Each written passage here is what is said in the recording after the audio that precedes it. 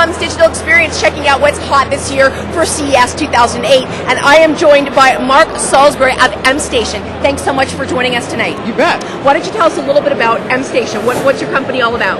Well, we're about really cool sounding speakers and cool cases and just having fun. That's Fantastic. What we're all about. So you've got some really neat products here. I notice we've got the Mstation orb, the 2.1 stereo orb. So why don't you give us some of the highlights about that particular product? Well, what's cool about our products is that so many other products didn't have the low end, that bass sound. Ours are 2.1 stereo. That basically means that there's two speakers left and right and then the dedicated subwoofer. So if you're talking about home theaters, that 0.1 is the same thing that's here. A 0.1 is a dedicated subwoofer. On the orb, it's in the back here, but it's ported so it fires both directions.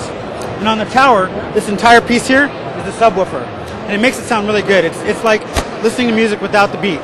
Right. If you got it, it sounds good. If you don't got it, not so good. Fantastic. Now, is this, you set up these stations just for the iPods, other... Well, what's nifty about them as well is that, here, let me show you with one of these, is that they have a line in the back, so that if you want, you can play it with your iPod, and they have all the different dock connectors for whatever size you have, or you can play a Zune or anything else that you have and just plug it in through the back. Same thing with the tower as well. In fact, if you look back here, it has a USB connector, so if you hook it up to your computer, you can, when you dock your iPod, it'll sync your iTunes music library as if the speaker wasn't even there. Fantastic. Now, where, as a consumer, am I going to find this product?